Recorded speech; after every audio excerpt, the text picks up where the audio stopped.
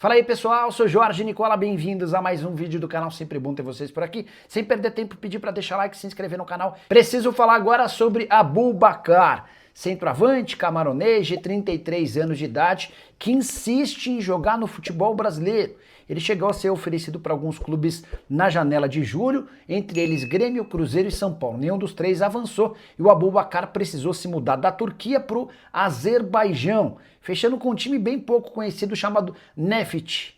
Por lá ele tem 5 jogos e 3 gols, mas a fase do seu time não é bacana. 8ª colocação com 3 vitórias, 7 empates e 3 derrotas. Apesar de ter contrato até junho de 2026, o Aboubakar insiste com seus representantes na América do Sul para que se encontre em janeiro um clube para que ele possa jogar. O Aboubakar inclusive garante que consegue a rescisão do contrato no Azerbaijão sem qualquer custo.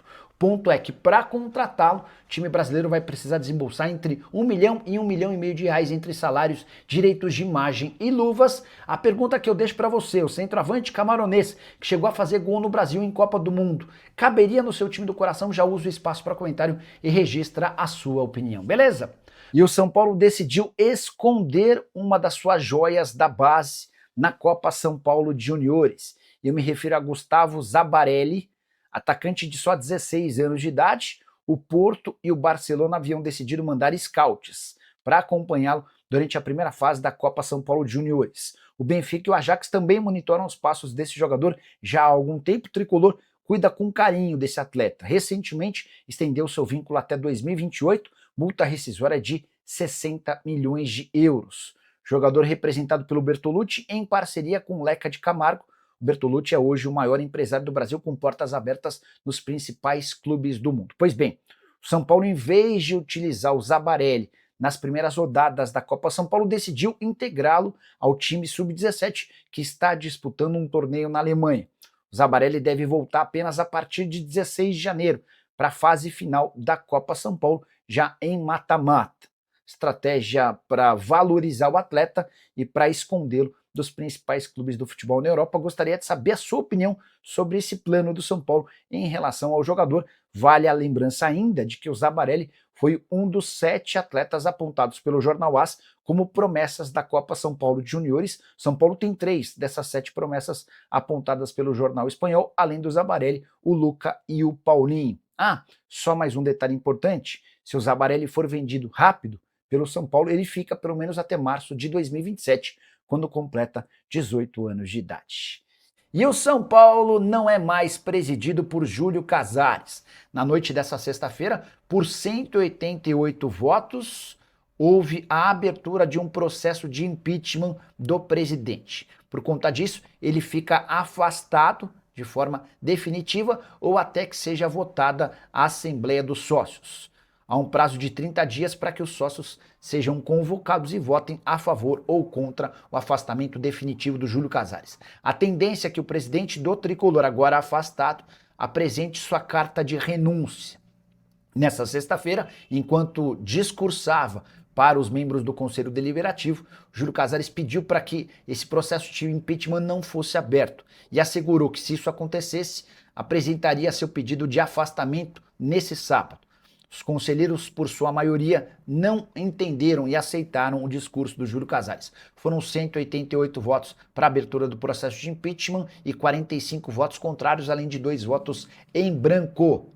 Antes de gravar esse vídeo, procurei o Júlio Casares para saber quando ele apresenta essa carta de renúncia. A resposta ainda não apareceu, mas dá para cravar que Júlio Casares não permitirá que esse processo termine e vai se afastar do clube a qualquer momento.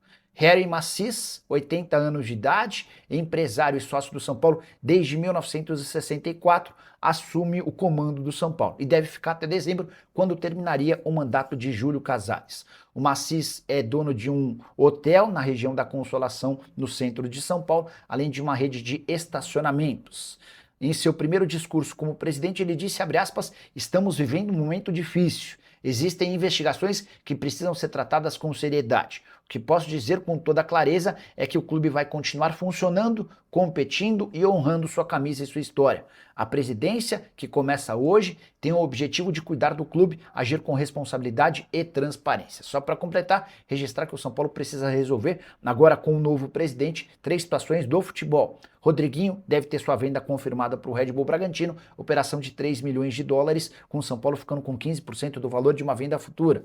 Tratativas entre São Paulo e Flamengo podem esquentar. O Flamengo segue insistindo na contratação do Marcos Antônio e topa ceder o Alan e mais dinheiro. Para completar, registrar que o São Paulo ainda cogita a possibilidade de uma troca envolvendo Alisson. Negociação com o Corinthians, porém, não avançou. O São Paulo ainda não encontrou um nome que agrade e que o Corinthians possa liberar. Você vai se lembrar que alguns dias atrás, São Paulo e Corinthians tentaram fechar uma troca envolvendo jogadores. O Timão está muito interessado em Alisson, que pertence ao São Paulo, por indicação de Dorival Júnior.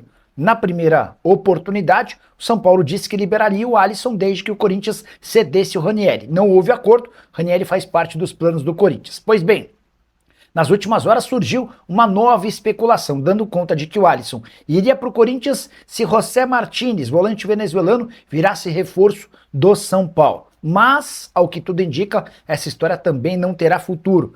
Antes de gravar esse vídeo, eu procurei o Diogo Silva, representante do Martínez, e ele me assegurou que a história não procede.